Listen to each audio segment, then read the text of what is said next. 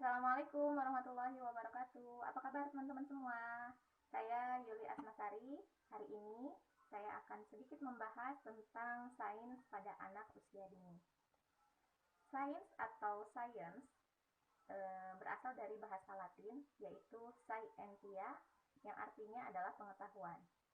Definisi sains sendiri adalah suatu cara untuk mempelajari berbagai aspek tertentu dari alam secara sistematis melalui berbagai metode.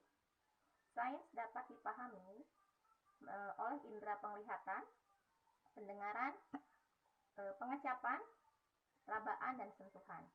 Bisa dibilang sains itu adalah pengetahuan yang diperoleh melalui pembelajaran dan pembuktian. Sains dibagi menjadi dua, yaitu natural science atau biasa kita sebut ilmu pengetahuan alam, dan social science atau biasa kita sebut dengan ilmu pengetahuan sosial. Pada anak usia dini, sains dibuat dari hal yang paling mudah agar dapat dipahami oleh anak-anak. Contohnya seperti mengenal warna primer dan warna sekunder. Apa saja yang menjadi warna primer dan warna apa saja yang bisa dipadukan agar menjadi warna yang lainnya. Misalnya, kita kasih contoh. Kita mengisi gelas bening, 3 gelas bening dengan air bening. Kemudian kita campurkan pewarna makanan, warna merah, warna kuning, warna hijau di setiap gelas masing-masing.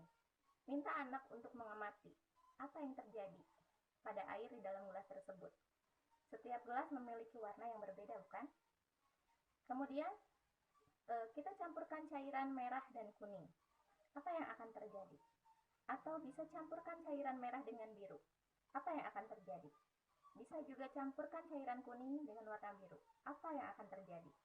Minta anak untuk mengungkapkan apa yang terjadi pada air dalam gelas tersebut. Contoh lainnya lagi adalah bagaimana air bisa menjadi manis atau bisa menjadi asin, atau kenapa benda di dalam air bisa terapung, bisa tenggelam. Dan banyak lagi percobaan-percobaan yang bisa kita lakukan untuk menambah pengetahuan anak. Demikian penjelasan dari saya. Sekian dan terima kasih. Wassalamualaikum warahmatullahi wabarakatuh. Assalamualaikum warahmatullahi wabarakatuh. Nama saya Lia. Saya akan membahas bab 9, yaitu tentang hakikat dan konsep permainan matematika dan sains pada anak usia dini. Saya mengambil poin B, yaitu tentang hakikat dan konsep permainan sains anak usia dini. Nomor 3 poinnya, pembelajaran sains bagi anak usia dini. Pada dunia yang dinamis dan berkembang, kebutuhan sains akan semakin tinggi dalam membantu perkembangan kognitif anak usia dini. Jadi kebutuhannya semakin besar dalam kehidupan dunia yang sekarang. Seperti Permendiknas nomor 58 tahun 2009 bahwa tentang menu generik pendidikan anak usia dini, bahwa pembelajaran sains pada anak usia dini untuk proses pengenalan dan penguasaan pada taraf yang sederhana. Jadi, pendekatannya yang dipakai yaitu mengintegrasikan sains pada program pembelajaran dengan suasana bermain. Jadinya by learning playing. Kita belajar sains sambil bermain sehingga anak-anak tidak akan jenuh dan tidak merasa sambil belajar. Jadi, guru pertama harus merancang, melaksanakan, membimbing, dan motivator terhadap anak-anak untuk membangkitkan kemampuan dalam mencari, menemukan, menyimpulkan, dan mengutarakan pendapat, proses, dan hasil sains dengan melihat keaktifan anak. Jadi anak aktif berinteraksi dengan guru dan dengan teman sebayanya.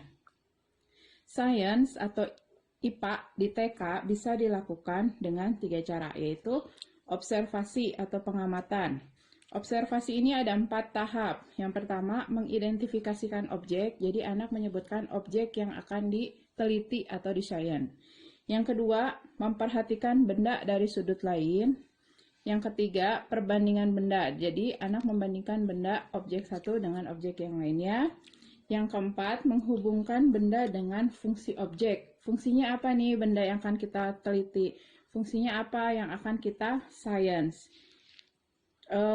Cara yang kedua yaitu menjelaskan atau mengemukakan dan alasannya. Jadi anak menjelaskan atau mengutarakan peristiwa yang dialami dalam anak. Yang ketiga, klasifikasi atau pengelompokan. Jadi, anak bisa mengamati dan berpikir untuk pengklasifikasian objek. Misalnya, saya ambil contoh, kita akan sains tentang membuat teh manis dan air membuat teh manis.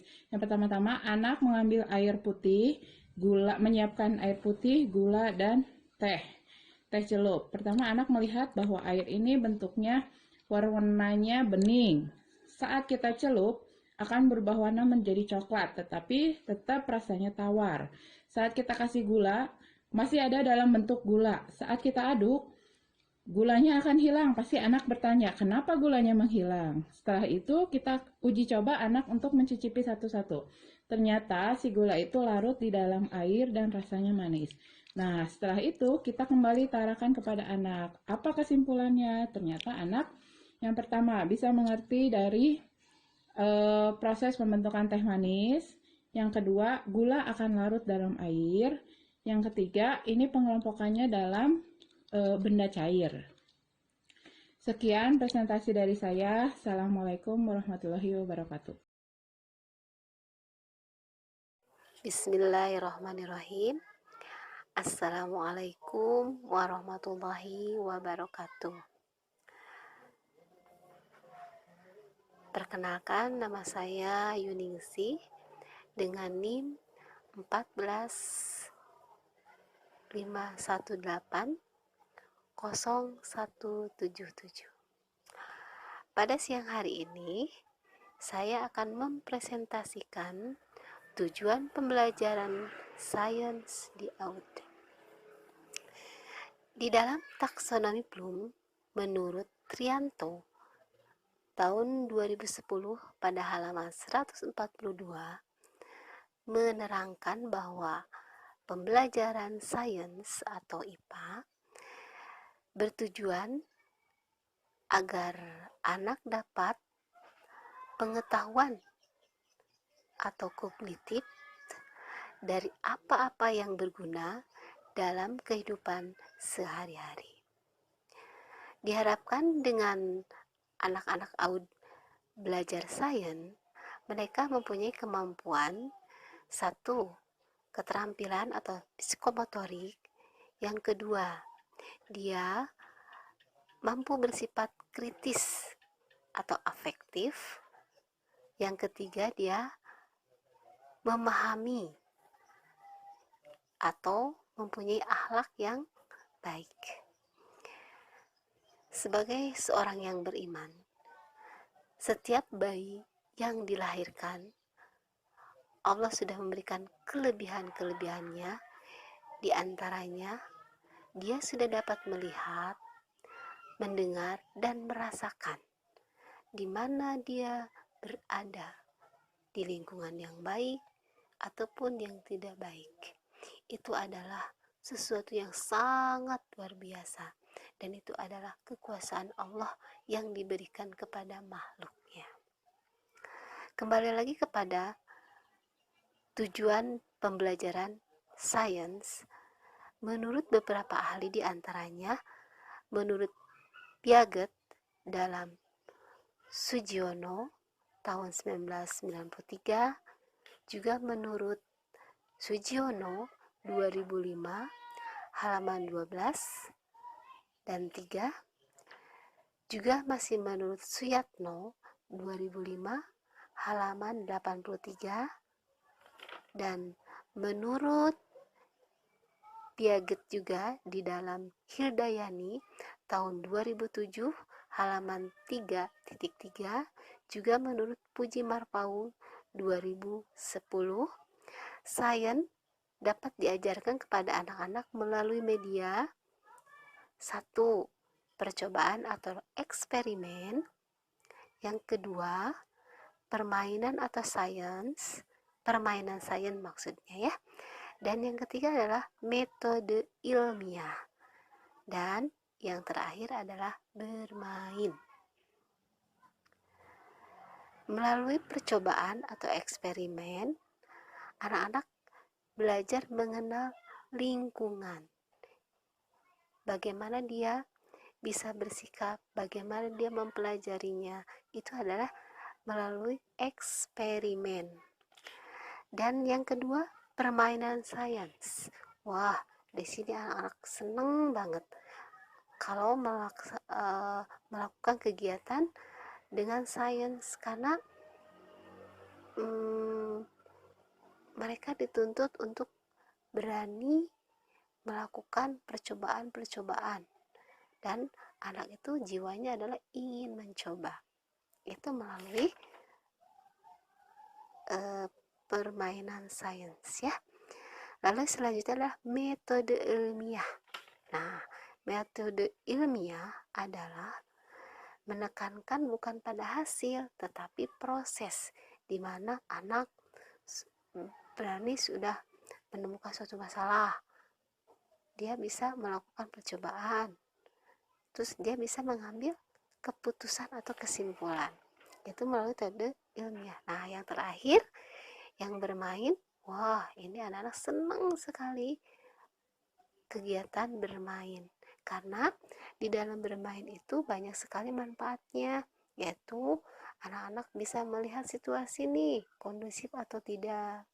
Terus yang kedua, anak bisa menjelajah. Yang ketiga, anak mengalami sendiri nih masalah itu, lalu anak dapat menemukan solusi bagaimana menghadapi masalah itu. Nah, itulah beberapa tujuan dari pembelajaran sains di AUD. Jadi, pembelajaran sains di AUD bisa dilaksanakan melalui satu, percobaan atau eksperimen, kedua, permainan sains, ketiga, metode ilmiah dan bermain. Semoga apa yang saya sampaikan itu bermanfaat baik bagi saya maupun teman-teman semua. Terima kasih. Assalamualaikum warahmatullahi wabarakatuh.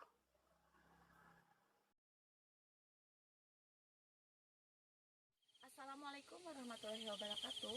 Pada kesempatan kali ini, kami dari kelompok 1 akan mendeskripsikan tentang pengertian dan tujuan berhitung anak usia dini. Pada dasarnya, anak usia dini secara tidak langsung memiliki kemampuan matematika atau berhitung maupun yang lainnya. Berhitung adalah cara anak berpikir untuk mengenal konsep bilangan secara teratur, sehingga anak paham dalam membilang atau menyebutkan urutan angka. Adapun tujuan berhitung adalah yang pertama, untuk melatih anak berpikir logis. Yang kedua, untuk mengenal dasar-dasar bilangan sehingga anak dapat menyebutkan urutan bilangan. Yang ketiga, anak lebih teliti dan konsentrasi. Yang keempat, mengembangkan keterampilan berhitung. Dan yang kelima, merangsang anak untuk lebih asik dalam pengertian dan tujuan berhitung. Berhitung sangat diperlukan sekali untuk perkembangan anak usia dini, karena untuk mengetahui sejauh mana perkembangan otak anak usia dini sehingga anak dapat berpikir logis dan menambah IQ. Demikianlah yang dapat kami sampaikan. Kurang lebihnya mohon maaf. Assalamualaikum warahmatullahi wabarakatuh.